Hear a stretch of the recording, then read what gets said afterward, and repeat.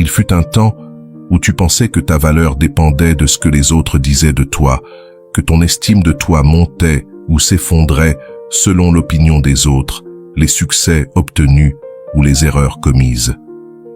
Tu marchais dans la vie avec un masque, essayant de t'adapter, de prouver quelque chose, même quand, à l'intérieur, tu ne savais pas vraiment qui tu étais. Mais, et si je te disais que tout cela peut changer? Qu'il existe une philosophie millénaire capable de te redonner le contrôle de toi-même, de te renforcer de l'intérieur et de t'aider à construire une estime de toi si solide qu'aucune critique, aucun échec, aucun rejet ne pourrait l'ébranler. Les anciens stoïciens comme Marc Aurèle, Épictète ou encore Sénèque ont affronté des guerres, l'esclavage, des pertes, des trahisons, mais ils ne se sont pas effondrés. Ils ont appris quelque chose que la majorité ignore encore. La véritable force ne naît pas de la volonté de contrôler le monde, mais de la capacité à se dominer soi-même. L'estime de soi ne se trouve pas, elle se forge, non pas à l'extérieur, mais dans le feu intérieur de la discipline, de la clarté et de la vertu. Dans cette vidéo, je vais te partager 10 principes stoïciens qui ne vont pas seulement transformer ta façon de penser, mais aussi la manière dont tu te vois toi-même.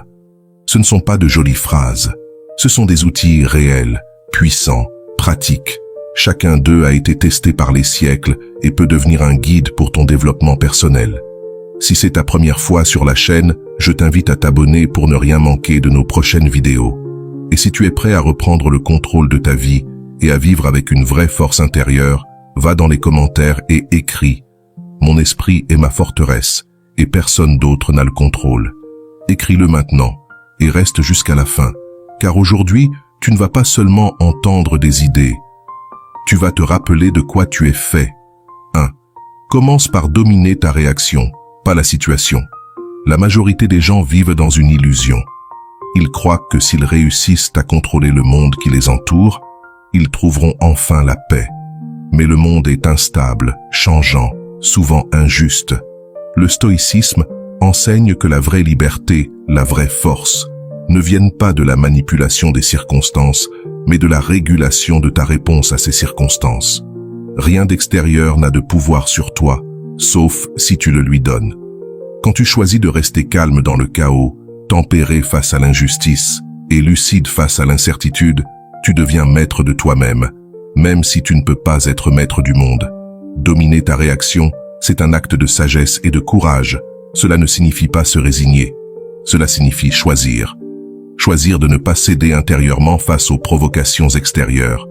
À chaque fois que tu réponds avec vertu au lieu d'impulsivité, tu renforces ton caractère.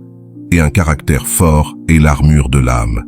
Les situations peuvent être dures, oui, mais c'est ton jugement à leur sujet qui détermine leur poids dans ta vie. Le feu peut te consumer ou te forger. Ta réaction décide si tu brûles ou si tu te trempes. Dans un monde qui insiste pour t'entraîner hors de toi, le véritable stoïcien reste ancré en lui-même. 2. Ne cherche pas la validation extérieure, cherche la vertu intérieure. Nous vivons dans une société obsédée par la validation. Les likes, les abonnés, les compliments, la reconnaissance, comme si notre valeur dépendait du regard des autres. Mais les stoïciens savaient que ce chemin ne mène qu'à la frustration et à l'insécurité. Épictète disait « Si tu cherches l'approbation des autres, tu deviens leur esclave ». Et il avait raison.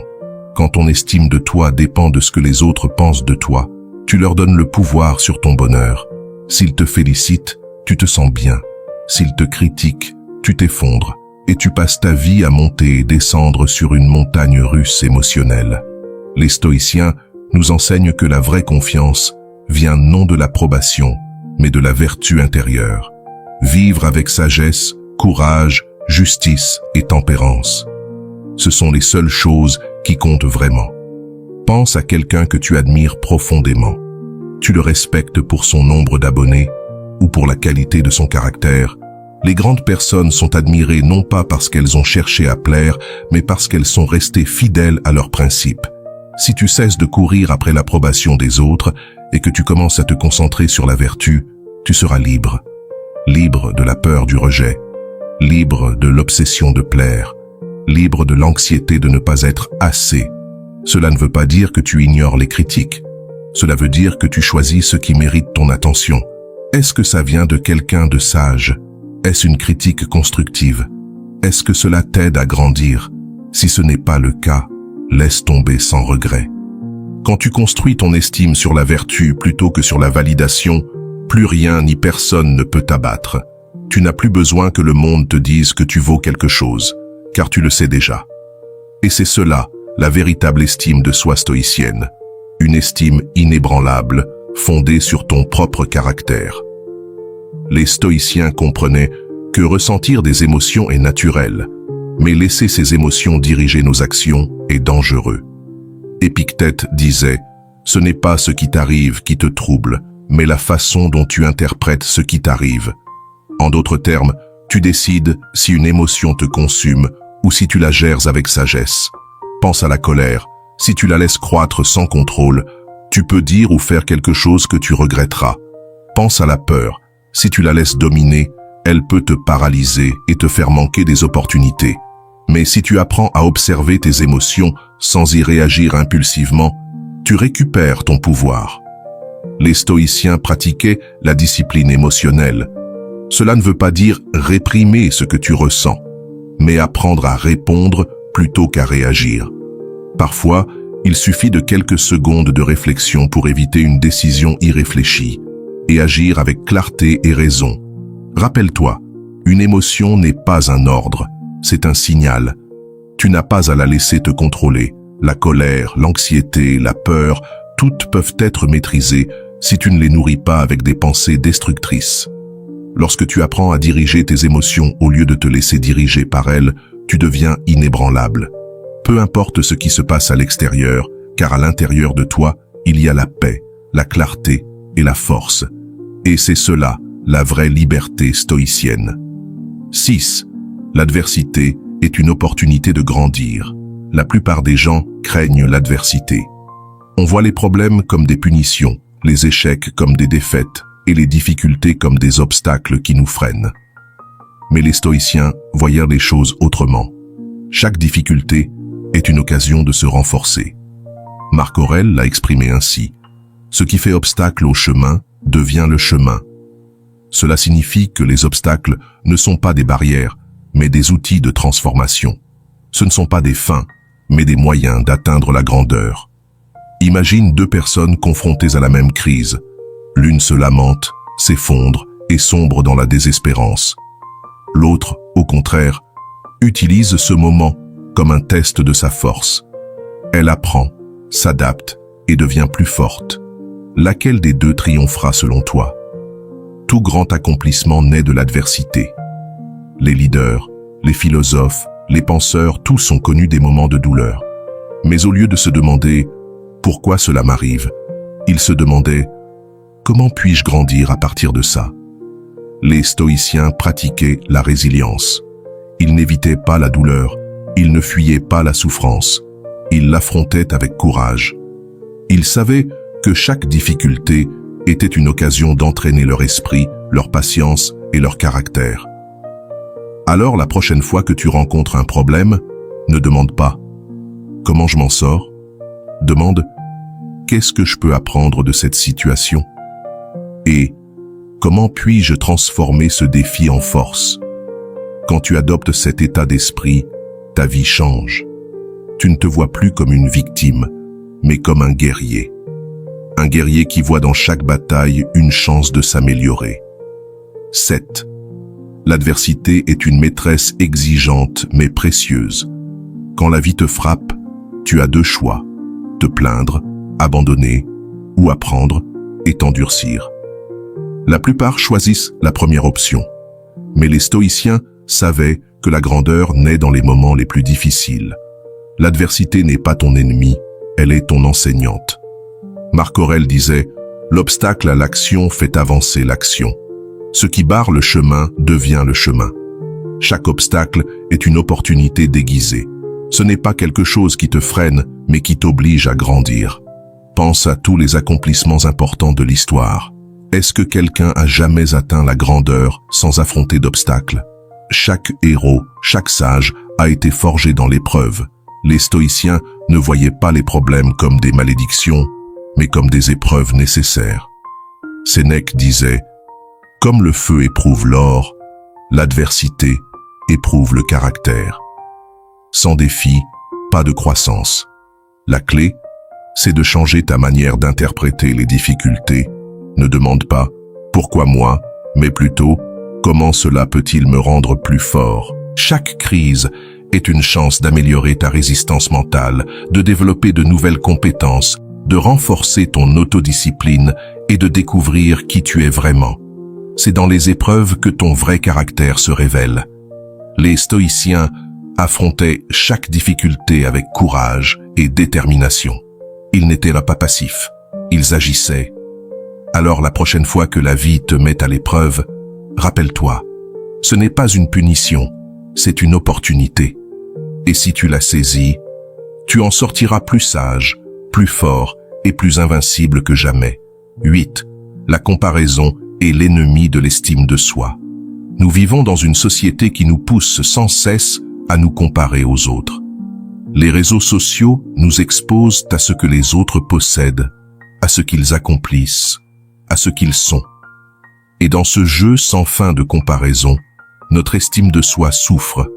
Mais les stoïciens savaient que se comparer est un piège mental. Sénèque disait « C'est un manque de discernement de comparer ce qui ne peut l'être. Chaque personne est unique, avec son propre chemin, ses circonstances et ses défis. Se comparer revient à évaluer une œuvre d'art en la comparant à une autre qui n'a rien à voir. Quand tu te compares, deux résultats sont possibles. Soit tu te sens inférieur en croyant que les autres ont plus ou valent mieux, soit tu te sens supérieur, ce qui nourrit l'arrogance. Dans les deux cas, ton estime de soi en prend un coup. Les stoïciens nous rappellent que la seule vraie mesure de valeur est intérieure. Il ne s'agit pas d'être meilleur que les autres, mais meilleur que soi-même. La seule compétition valable est celle avec la personne que tu étais hier. Imagine un coureur qui se concentre plus sur le voisin de piste que sur sa propre course. Il disperse son énergie, il se déconcentre et il stagne. Se comparer, c'est se détourner de son propre progrès. Ta vie, tes réussites, tes batailles sont uniques. C'est là ta vraie mesure de succès. Concentre-toi sur ton chemin, tes objectifs, ce que tu peux contrôler. Ne mesure pas ta valeur selon ce que les autres ont ou font. La seule valeur qui compte, c'est celle que tu te donnes. Quand tu cesses de te comparer, ton estime de toi se renforce, parce que tu réalises que tu es déjà suffisant, tel que tu es. 9. Sois autosuffisant, mais sache accepter l'aide quand c'est nécessaire. L'autosuffisance est une vertu centrale du stoïcisme. Épictète enseignait que l'homme sage ne dépend pas des circonstances extérieures ni des autres pour trouver la paix intérieure. Un stoïcien fort est quelqu'un qui peut rester debout, même quand tout semble s'écrouler autour de lui. Mais cela ne veut pas dire vivre en isolement. Ne refuse pas de demander de l'aide quand tu en as réellement besoin. Trop souvent, nous confondons l'autosuffisance avec l'orgueil ou l'entêtement. On se dit à soi-même « Je n'ai besoin de personne pour avancer ». Mais les stoïciens nous rappellent que, même si nous devons chercher à résoudre nos problèmes avec nos compétences et nos ressources internes, nous ne sommes ni invincibles ni infaillibles. Il y a des moments où l'aide des autres peut être l'impulsion nécessaire pour continuer. Sénèque disait « C'est une qualité sublime que de savoir quand demander de l'aide ». Reconnaître que nous ne pouvons pas toujours tout faire seuls n'est pas une faiblesse, mais une preuve de sagesse et d'humilité. Personne n'est totalement autosuffisant dans tous les aspects de sa vie. Et en reconnaissant que nous avons besoin de soutien, nous devenons plus forts, pas plus faibles. La clé, c'est l'équilibre. L'autosuffisance t'offre la capacité d'agir par toi-même, de prendre des décisions sages et de rester indépendant.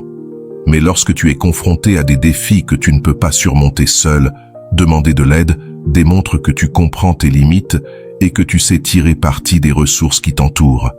Il n'y a aucune honte à demander de l'aide. Le stoïcisme ne consiste pas à rejeter notre besoin humain de connexion, mais à trouver en soi la force de garder la paix intérieure, même lorsqu'on dépend des autres. La véritable sagesse réside dans le fait de savoir quand être autonome et quand s'ouvrir à l'aide d'autrui. Et cela, loin de t'affaiblir, te permet de continuer à grandir et à apprendre. 10. Choisis avec sagesse ce à quoi tu accordes ton attention. Ton attention est ton bien le plus précieux. Là où tu poses ton regard, va ton énergie. Et là où tu places ton énergie, se forme ta réalité. Dans un monde saturé de stimuli, d'opinions, de distractions et de conflits, le véritable défi n'est pas de trouver de l'information, mais d'apprendre à l'ignorer. Le stoïcisme nous enseigne que tout ne mérite pas notre réaction, ni même notre regard. Chaque pensée que tu laisses entrer, chaque émotion que tu nourris, chaque inquiétude que tu choisis d'embrasser, construit ou détruit ton état intérieur. Prêter attention n'est pas un acte passif, c'est une déclaration de ce que tu considères important, et donc de qui tu choisis d'être. Un esprit sage ne se laisse pas entraîner par tout ce qui brille ou qui crie. Il apprend à discerner, à filtrer, à protéger l'espace sacré de son esprit. Ce que tu laisses entrer influence tes décisions, ton humeur, tes valeurs. Si tu donnes ton attention au bruit, tu perdras la mélodie. Si tu donnes ton attention au conflit, tu perdras la paix. Mais si tu choisis de regarder vers ce qui est élevé, serein et essentiel, ta vie s'alignera avec ce qui compte vraiment. La maîtrise de soi commence par la maîtrise de l'attention. Tout ne mérite pas une place dans ton esprit. Décide avec fermeté et vis avec clarté. Si tu es arrivé jusqu'ici, tu as déjà fait un pas courageux vers une estime de toi plus solide, plus authentique et plus libre. Aujourd'hui, nous avons exploré 10 principes stoïciens qui ne renforcent pas seulement ton esprit, mais te redonnent aussi le pouvoir sur ta propre vie. Souviens-toi, tu n'as pas besoin de contrôler tout ce qui se passe à l'extérieur. Tu as seulement besoin de maîtriser ce qui se passe à l'intérieur. C'est là que se trouve ta véritable force. Si cette vidéo t'a inspiré, imagine ce que tu peux découvrir dans la prochaine. Je t'invite à continuer l'exploration de cette philosophie qui transforme des vies depuis des siècles. N'oublie pas de mettre un j'aime. Cela aide d'autres personnes à découvrir ce contenu. Partage cette vidéo avec tes amis, ta famille ou toute personne qui, selon toi, a besoin d'entendre ce message aujourd'hui. Et bien sûr, abonne-toi pour ne pas rater le prochain épisode où nous irons encore plus loin dans l'application du stoïcisme à ta vie quotidienne. Merci de m'avoir écouté et souviens-toi, ce que tu ne contrôles pas ne définit pas qui tu es.